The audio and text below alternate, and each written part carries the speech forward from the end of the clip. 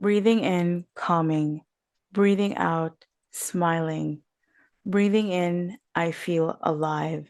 Breathing out, I smile to life. That's an excerpt from this book, The Art of Power by Thich Nhat Hanh, and I recommend that you read it because it is actually not about conventional power. He says that power actually comes from within, and I find that this is more a book about love and peace.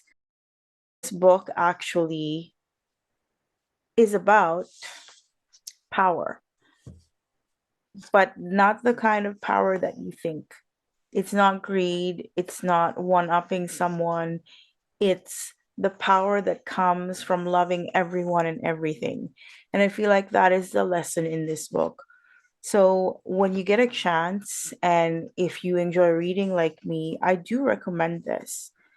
I'm just reading the outer jacket of the book so that I can give you context of what he means by power. He says that power is good for one thing only, to increase our happiness and the happiness of others. Being peaceful and happy is the most important thing in our lives. And yet, most of the time, we suffer. We run after our cravings. We look to the past or the future for our happiness. The part of this book that I really like is this chapter called The Art of Mindfulness, because he goes over 5 mindfulness trainings. The first mindfulness training says that you will not kill, or you're not going to condone any act of killing in the world, which is a very peaceful, compassionate way.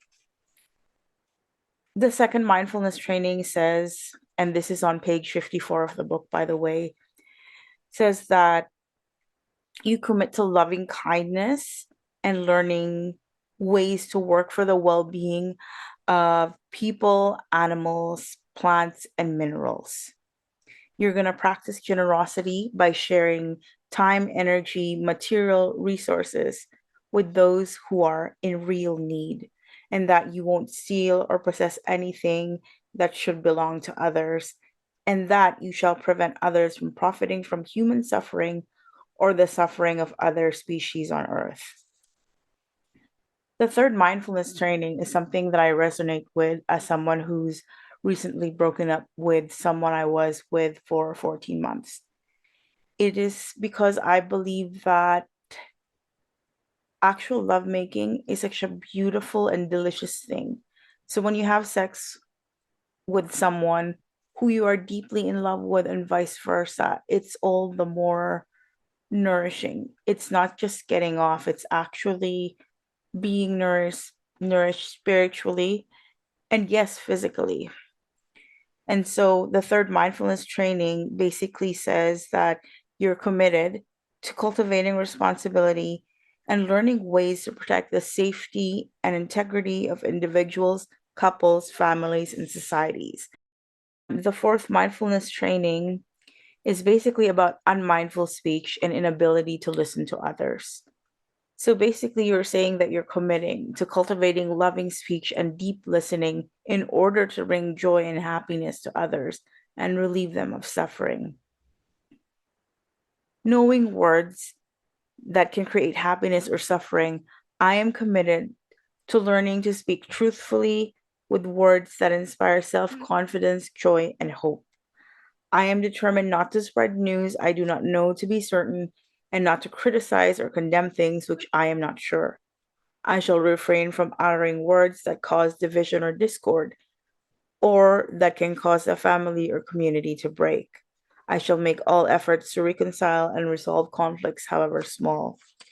The fifth mindfulness training is about unmindful consumption. So I am committing to cultivating good health, both physical and mental, for myself, my family, and my society by practicing mindful eating, drinking, and consuming.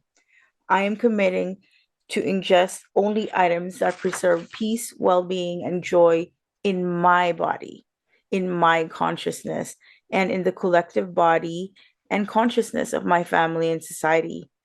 I'm determined to not use alcohol or other intoxicants or to ingest food or items that contain toxins, such as certain TV programs, magazine, books, films, and conversations.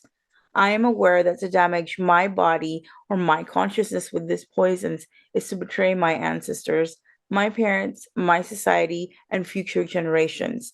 I shall work to transform violence, fear, anger, and confusion in myself and in society by practicing a diet for myself and for society.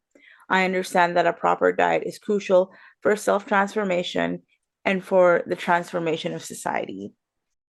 I've taken this mindfulness trainings seriously. I really want to be the kind of person that I am proud to be. And so I hope that if you're looking for something in your life that it's not just something to do, it's something to up level you to become the kind of person that you would be proud to be, then I really, really do recommend you pick up this book, The Art of Power.